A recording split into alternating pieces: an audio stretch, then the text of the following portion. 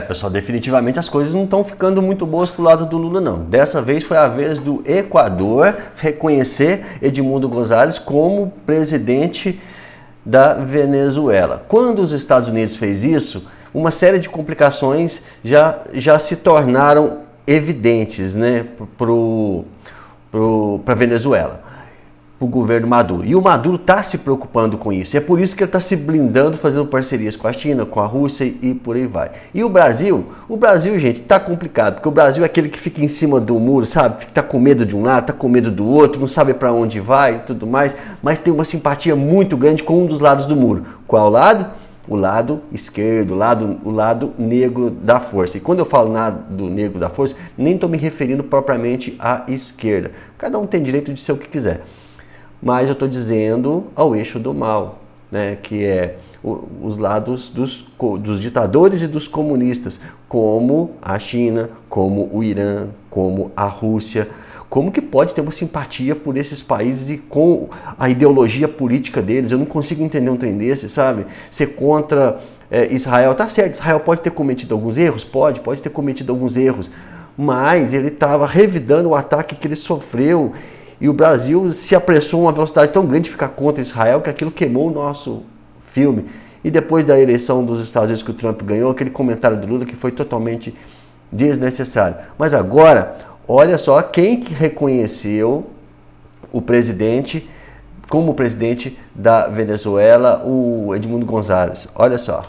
O Equador reconhece Edmundo González como presidente eleito da Venezuela. Então, parabéns para o Equador. O governo de Equador, né, o governo do Equador, reconheceu formalmente o líder opositor, o Edmundo González, como o presidente eleito da Venezuela. Depois das eleições de 28 de julho, anunciou, nessa sexta-feira, a chancelaria equatoriana em um comunicado. Aí ela escreveu o seguinte: o governo nacional ressalta que um verdadeiro exercício da democracia exige respeito incondicional da vontade dos votantes. E esse sentido respalda o senhor Edmundo González como o vencedor, o triunfador legítimo das eleições presidenciais na Venezuela. Trump diz que vai nomear a Penn Buddy é uma procuradora, ela já foi procuradora. Essa moça, bonita aqui, ó. Essa moça, ela já foi procuradora-geral da Flórida. Lá na Flórida, ela tinha pulso firme com combate ao crime organizado. Então, o que me leva a crer ainda mais que o plano Bukele do Trump vai acontecer. Essa figura, Penn Bunny, ela é uma pessoa, sabe, perfeita para a execução do plano Bukele lá nos Estados Unidos. Ou seja, combate ao narcotráfico, crime organizado, imigração ilegal, tudo isso. A Penn Bunny é uma pessoa perfeita para colocar em prática. Certo. Mas e aí? Né? Como é que continua a ação aqui? O que isso pode implicar no Brasil? Tá. Ela vai ser nomeada como Procuradora-Geral da Corte de Justiça, né? Procuradora-Geral de Justiça. E o que o Procurador-Geral de Justiça ele faz lá nos Estados Unidos? Ele é responsável por investigações sobre casos, sobre crimes cometidos tanto de plano nacional quanto internacional. E ela é responsável, inclusive, de investigações sobre crimes contra direitos humanos e liberdade de expressão. E ela já anunciou, de certa forma, não ser muito favorável a governos comunistas e ao governo do Lula. Então, é mais ou menos se o Paulo Gonet aqui, né, PGR do Brasil, tivesse ranço do Maduro. Ou seja, pode inclusive ela dar o parecer para que os Estados Unidos rompa relações com o Brasil, ou ela também, à frente, né, do Ministério da Justiça, estabelecer que não sejam cumpridos acordos, ou seja, quebrar qualquer tipo de laço entre a justiça brasileira e a justiça norte-americana. Então, nada que o governo brasileiro peça para a justiça norte-americana será obedecido, né, com a Penn Bunny. Então, mais uma que deixa aí a Left People preocupada.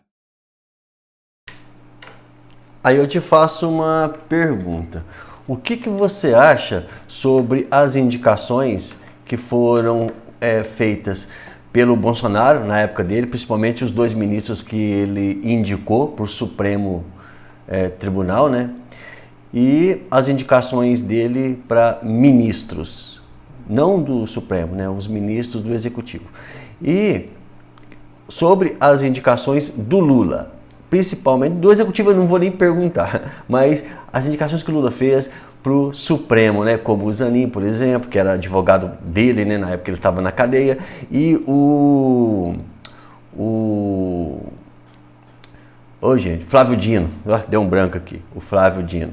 O que vocês acham dessas indicações aí que o Lula fez? Porque vocês estão vendo que o Donald Trump está fazendo indicações de peso para o governo dele. São indicações de pessoas que têm alinhamento com ele, alinhamento ideológico, alinhamento político. Por quê? Porque senão dar murro em ponta de faca, ele não vai conseguir governar com tranquilidade, né? Então tudo indica que ele está preparando um governo de peso. O que você acha? Agora eu quero falar com você o seguinte, sobre o que está acontecendo no Nordeste, o povo tão gente boa, sabe, que sofre tanto por falta de água. O que está acontecendo? Reconhece Edmundo Gonzalez como presidente eleito da Venezuela. Eu errei aqui, pessoal, não é isso não. Espera aqui, deixa eu ajeitar aqui. O Equador reconhece Edmundo.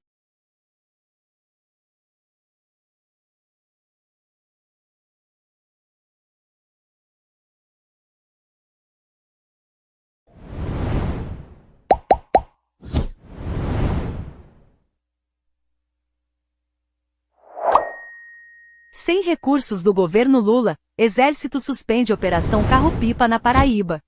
Até 270 mil podem ficar sem água na zona rural do semiárido, onde a escassez é constante. O Exército Brasileiro informou que a Operação Carro-Pipa será suspensa na Paraíba a partir desta segunda-feira 25, por falta de verbas do governo Luiz Inácio Lula da Silva. O programa fornece água potável a 159 municípios do estado, sendo essencial para uma população de cerca de 270 mil pessoas. As informações são do Portal da Paraíba. Mas leia mais notícias de Brasil em Oeste. Então é isso, não precisa nem deixar rolar tudo, que é muita coisa. Mas resumindo, né, faltou dinheiro para cobrir as despesas que o Exército tinha fornecendo água pelos caminhões pipa, né, para Paraíba. Então o pessoal vai ficar sem água, né? Então é uma coisa complicada, gente. Tá sobrando dinheiro para fazer Janja Palusa, para fazer um monte de coisa, mas o essencial, né, tá se faltando, né? O pessoal tá me zoando ali, falando, o pessoal que fez o L e tal, agora vai pagar, vai passar sede e tal. Gente, não se brinca com uma coisa dessa. Não se brinca, são nossos irmãos, independente se fez o L, se fez o M, se fez o B, se fez o alfabeto inteiro, não interessa o que fez. Tem direito à água potável, né? Tem direito. Eu sou muito contra esses auxílios, essa coisa arada toda que está atrapalhando muito o Brasil. Tem que se passar um pente fino nisso e ver quem realmente precisa. Tem gente, pessoal, aqui na minha cidade que está dispensando trabalhar com carteira assinada para ganhar salário e meio por causa de Bolsa Família, entendeu? Então isso aí eu acho que tem que passar um pente fino mesmo.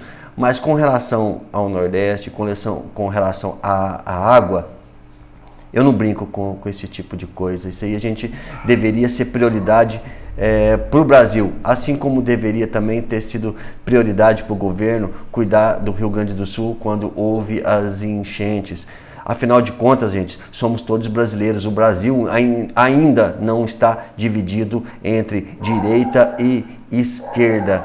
Isso geograficamente falando, porque a polarização está aí e está muito grande. E é isso que nós temos que evitar, que o sistema jogue nós uns contra os outros.